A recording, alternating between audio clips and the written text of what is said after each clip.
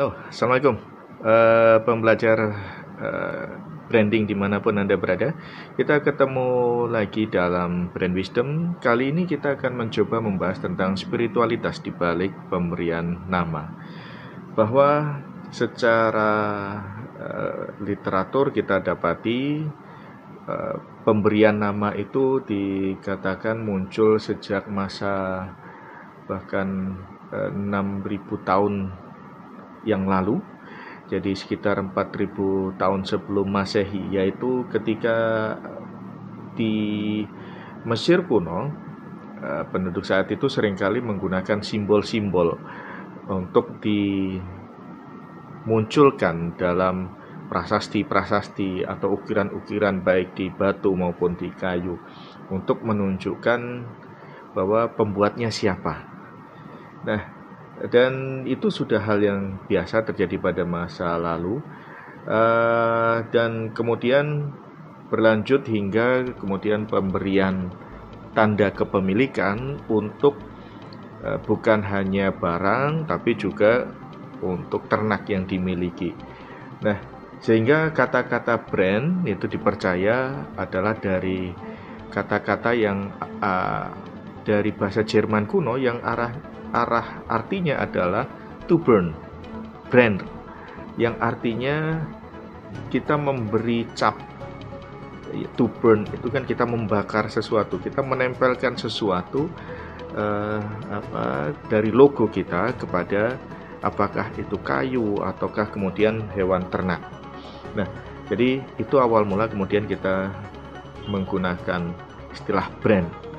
Nah, sehingga brand itu bukan hanya sekedar nama, tapi juga simbol dan berbagai hal, termasuk jenis fontnya, kemudian warna yang digunakan, itu yang kemudian saat ini kita gunakan definisinya, yaitu segala sesuatu kombinasi baik nama, simbol, bentuk huruf, kemudian baik warna yang digunakan untuk membedakan satu produk dibandingkan dengan produk yang lain.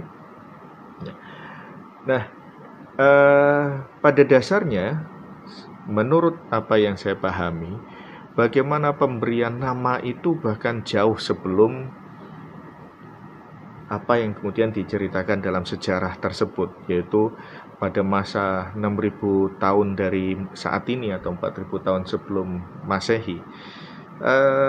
Pada dasarnya, secara spiritual, bahwa Tuhan memang mengajarkan kita harus memberikan nama kepada apapun juga. Bahkan yang dipelajari manusia pertama kali itu adalah masalah nama.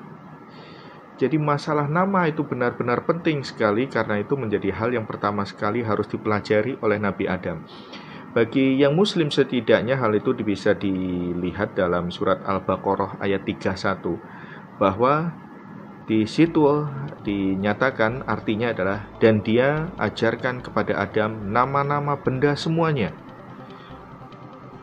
Jadi wa'allama Adamal asma', mengajarkan nama-nama.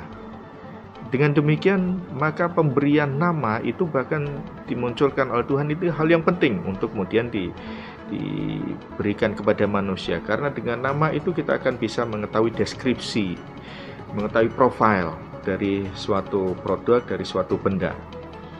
Nah, dan Tuhan juga mengajarkan bahwa jauh sebelum manusia tercipta, Nabi Adam tercipta, itu juga semuanya memiliki nama.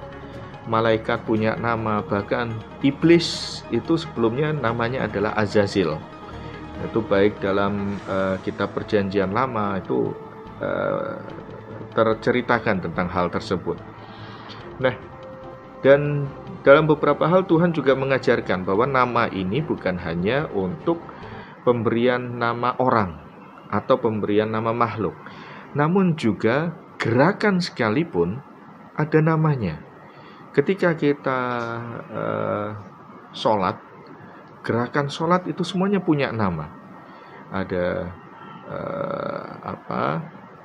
ruku, ada sujud, ada tasyahud, semuanya punya nama sendiri, sehingga kita akan mudah untuk merecall sesuatu. Dengan demikian, bahwa pembelajaran kita dapatkan dari spiritualitas masalah merek ini, bahwa Tuhan sejak awal sudah mengajarkan kita harus memberi nama, agar memudahkan memori kita untuk menangkap sesuatu hal, untuk membedakan sesuatu dengan hal yang lain. Dan ini bisa apapun, termasuk gerakan.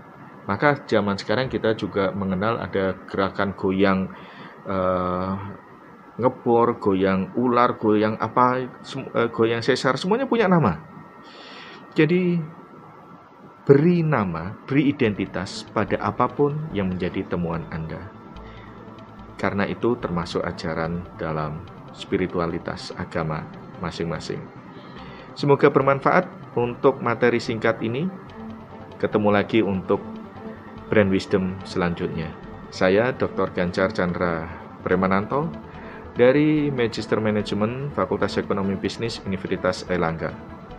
Selamat membrandingkan diri Anda.